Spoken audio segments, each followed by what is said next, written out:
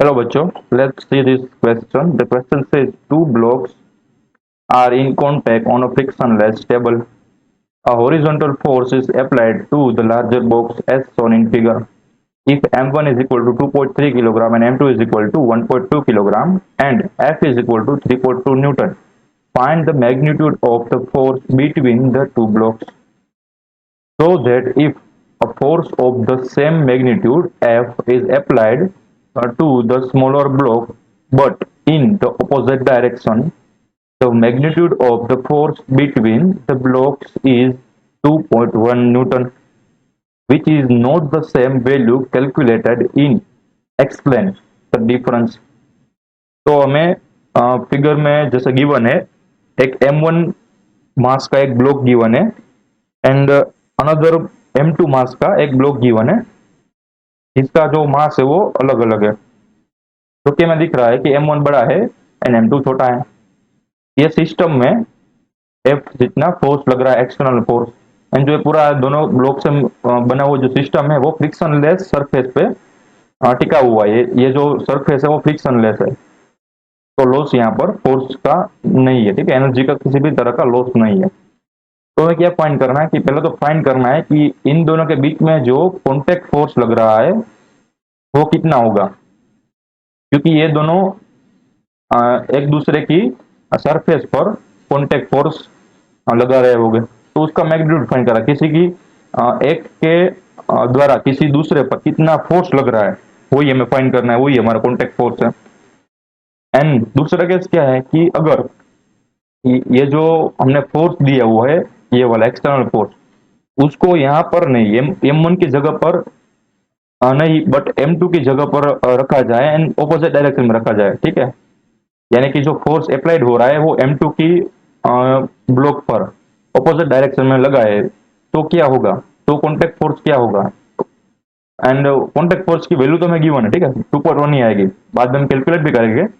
But हमें क्या बताना है कि जो हमने पहले वाले केस में कॉन्टेक्ट फोर्स निकाला एंड जो सेकंड वन में कॉन्टेक्ट फोर्स दिया हुआ है वो डिफरेंस क्यों है वो हमें एक्सप्लेन करना है। तो ये हमारा टास्क है।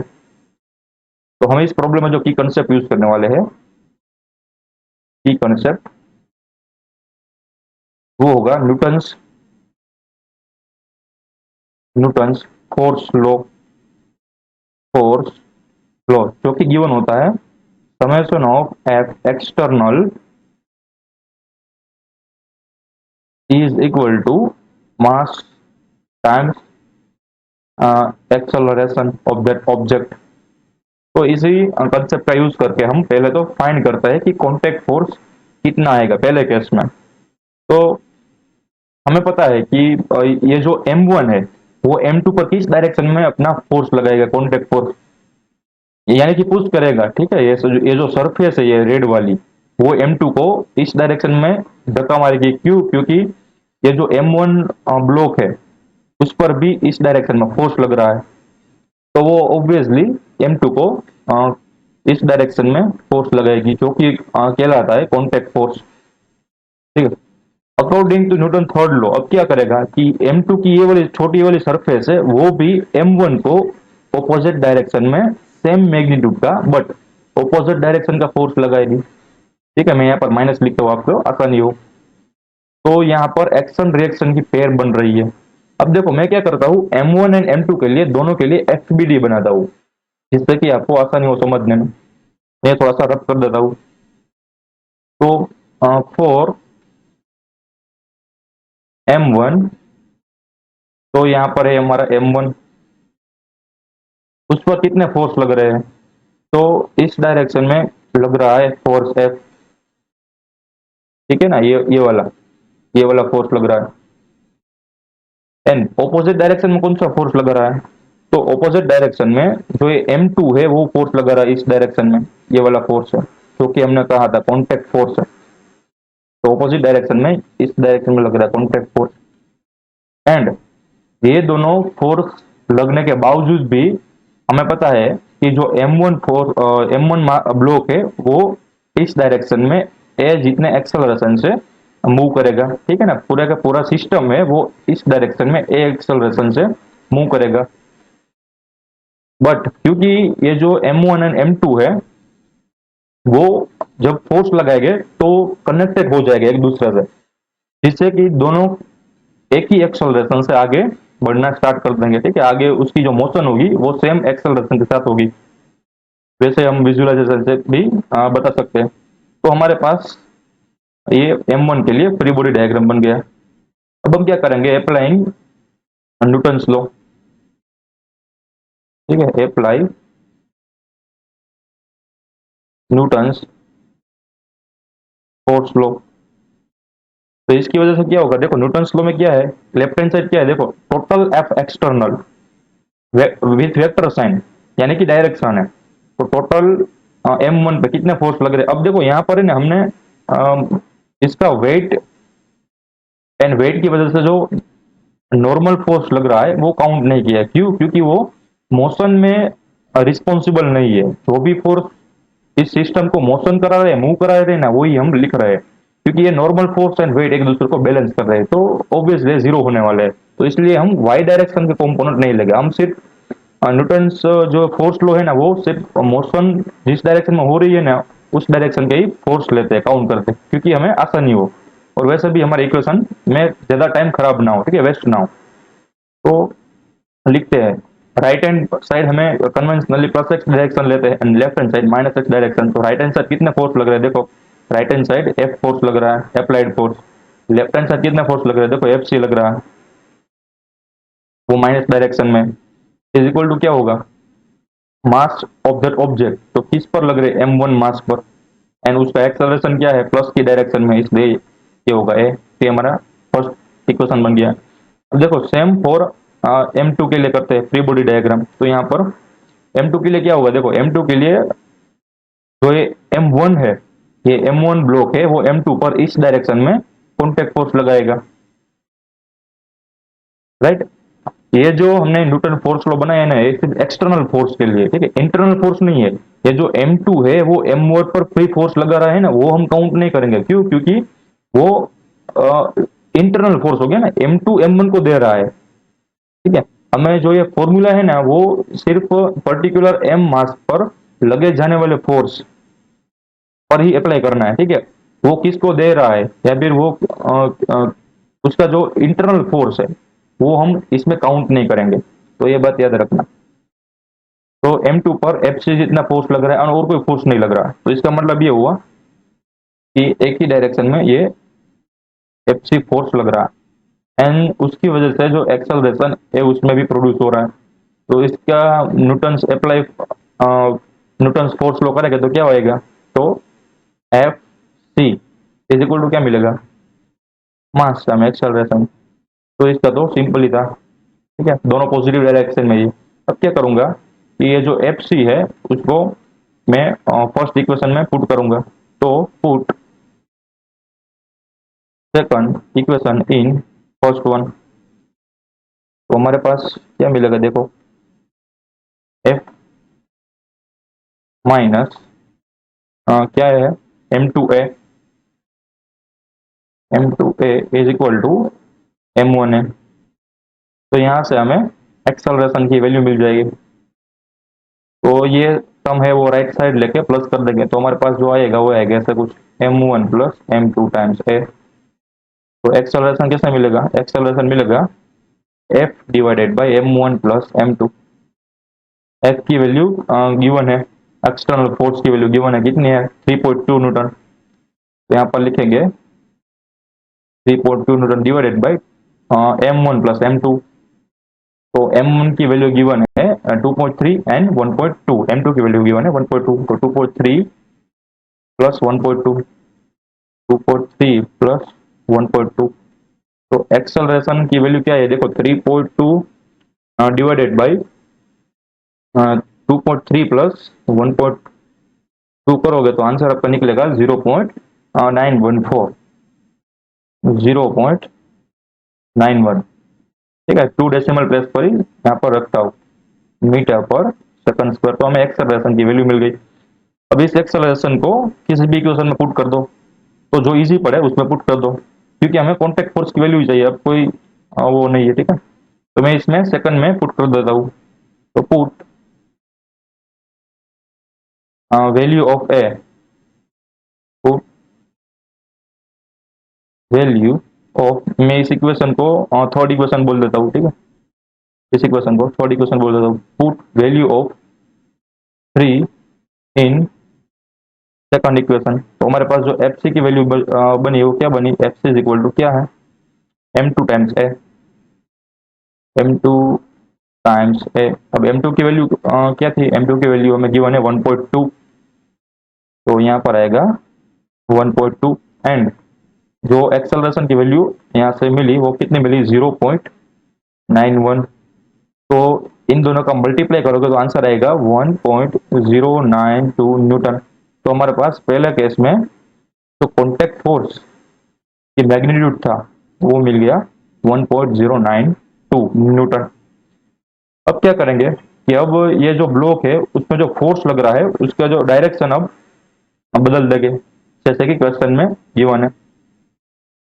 तो ये हमारे पास M1 ब्लॉक है, ये हमारे पास M2 ब्लॉक है, और ये है रोड और कोई भी सरफेस। तो ये हमारा M1 है, ये है M2।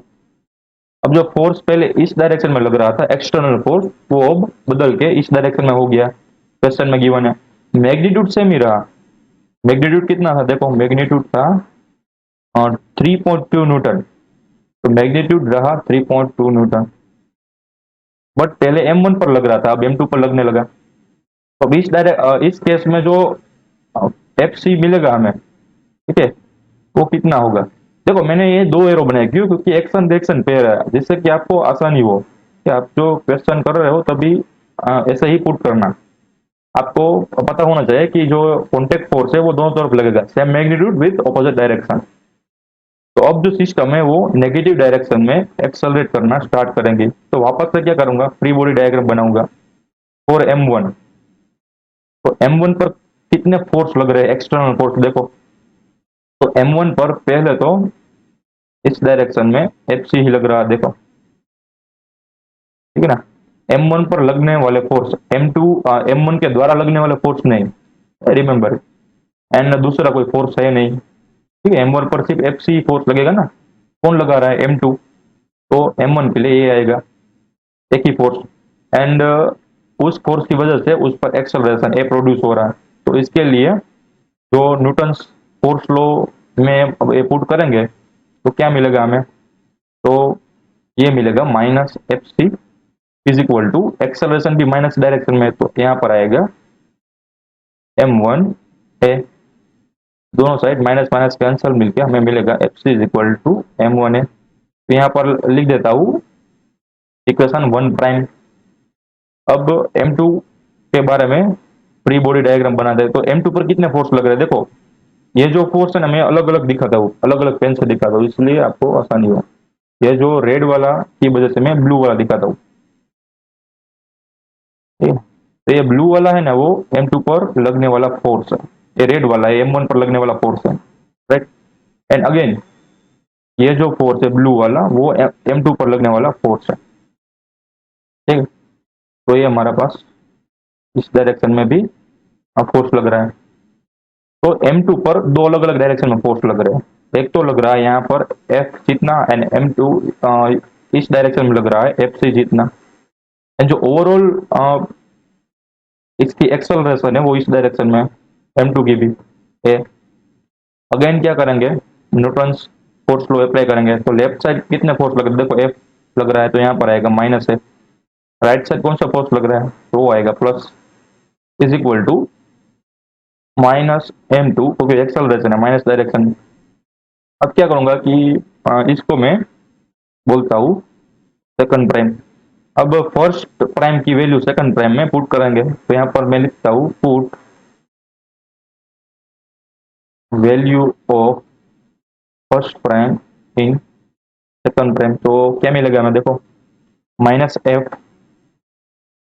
प्लस एफ सी की वैल्यू क्या है, एफ सी की वैल्यू है M1 A, M1 A is equal to क्या मिला हमें, माइनस M2 ए, माइनस M2 ए। तो वापस से हम एक्सेलरेशन फाइंड करेंगे। तो यहाँ पर आएगा minus F is equal to minus M2। अब ये जो यहाँ पर आएगा राइट साइड तो माइनस हो जाएगा, तो ये भी माइनस हो गया। एक्सेलरेशन। अब दोनों साइड से माइनस कॉमन लेके उसको हटा देंगे तो यहाँ पर बचेगा m2 प्लस m1 टाइम्स ए। तो देखो ये पहले वाला इक्वेशन आ गया और कुछ नहीं। तो एक्सेलरेशन तो सेम ही आने वाला, ठीक है। पहले वाला जो केस था उसमें भी ऐसा ही कुछ इक्वेशन आया, ये देखो ये वाला, ठीक है। तो मैं डायरेक्ट यहाँ पर आंसर लिख देता हूँ कि एक्सेलरेशन में कोई चेंज नहीं है। देखो एक्सेलरेशन तो पहले था उतना ही मिला, बट उसकी डायरेक्शन चेंज हो गई, अब माइनस डायरेक्शन में चल रहा है। मैग्नीट्यूड सेम ही है। अब उसकी वजह से जो एफ सी लगेगा वो उसमें चेंज आएगा। तो पुट द वैल्यू ऑफ, इसको मैं बोल देता हूँ 3 prime, put value of 3 prime in first prime. तो हमें क्या मिलेगा, देखो इस नेक्स्ट स्लाइड में देखते हैं। F C is equal to क्या मिलेगा, F C is equal to first prime क्या था, ये वाला m1 है, तो यहाँ पर मिलेगा m1 है। तो m1 कितना है हमारे पास, m1 है हमारे पास 2.3 का जी। तो 2.3 टाइम एक्सेलरेशन कितना है 0.91।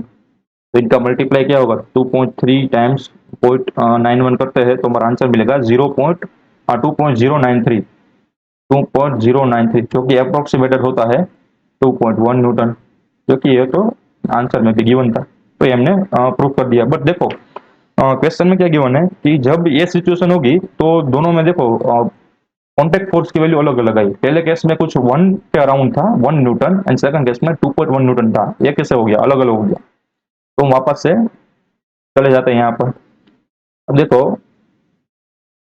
हम समझने के लिए यहाँ पर जो एफ की वैल्यू 5 न्यूटन लेते हैं, ठीक है। फॉर एग्जाम्पल इस m1 ब्लॉक पर 5 न्यूटन का फोर्स लग रहा है, क्योंकि हमें समझना है कि इस तरफ से फोर्स दे रहे हैं तो एफ सी की वैल्यू कुछ अलग आ रही है, एंड इस तरफ से फोर्स दे रहे हैं तभी एफ सी की वैल्यू कुछ अलग आ रही है। तो ये कैसे हो रहा है, तो इस सिचुएशन को समझने के लिए हम क्या करेंगे, एक फोर्स जो 5 न्यूटन लग रहा है, ये वाला फोर्स और कुछ नहीं, क्योंकि इससे आसानी हो वो हम लेंगे। अब क्या होगा कि ये दोनों रेस्ट पे थे, ठीक है। तो रेस्ट पे थे तो अगर हमें m1 को मूव कराना है तो हमें कुछ फोर्स चाहिए, ठीक है। मान लो हमें m1 को भी ए एक्सेलरेशन से चलाना है एंड m2 को भी ए एक्सेलरेशन से चलाना है, तो उस पर कितना फोर्स लगेगा। तो हमें फोर्स का इक्वेशन क्या है, तो मैं यहाँ पर लास्ट स्लाइड में यहाँ पर एक्सप्लेन करता हूँ। तो हमारे पास ऐसे सिस्टम है एंड दूसरे सिस्टम है, यहाँ पर ये फ्लोर है। अब दोनों को मुझे इस साइड ए एक्सेलरेशन से चलाना है, बट मैं फोर्स दे रहा हूँ यहाँ पर एफ जितना। तो इसको ए एक्सेलरेशन चलाने के लिए फोर्स कितना चाहिए, तो मैं उसको मानता हूँ F1, ये है m1, ये है m2, राइट। तो F1 इज इक्वल टू क्या होगा, न्यूटन लॉ के अनुसार F is equal to M होता है, तो F is equal to M है, यानी कि F1 is equal to m1 है।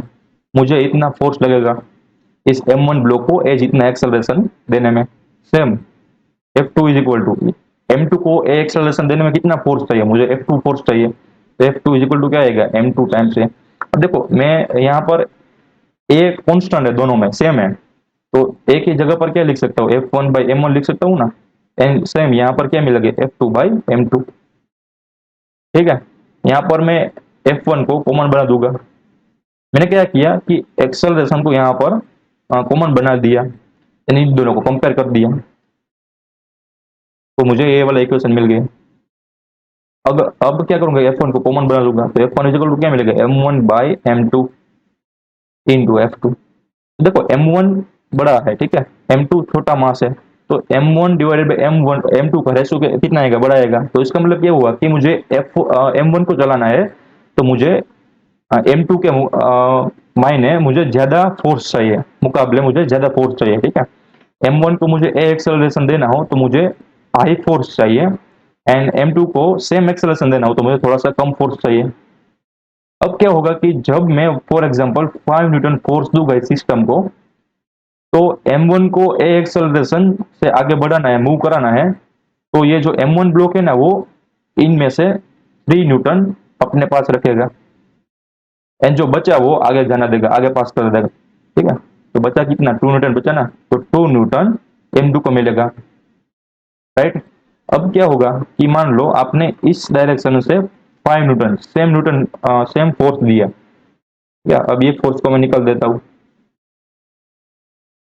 ऐसे कुछ, ठीक है, इसको भी निकल देता हूँ ऐसे।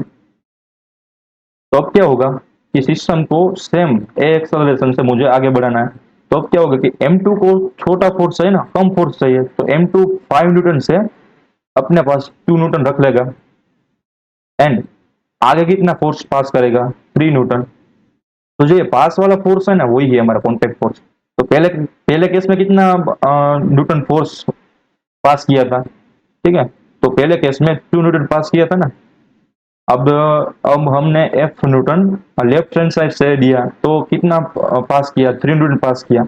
तो इसी वजह से जो ये कॉन्टेक्ट फोर्स है वो अलग अलग है। कॉन्टेक्ट फोर्स कुछ नहीं है, पास वाला फोर्स है, ठीक है, कितना न्यूटन फोर्स हमें पास करना पड़ेगा आगे बढ़ाने के लिए। तो I hope you understood it well, ठीक है, ये क्वेश्चन को बेस्ट ऑफ लक।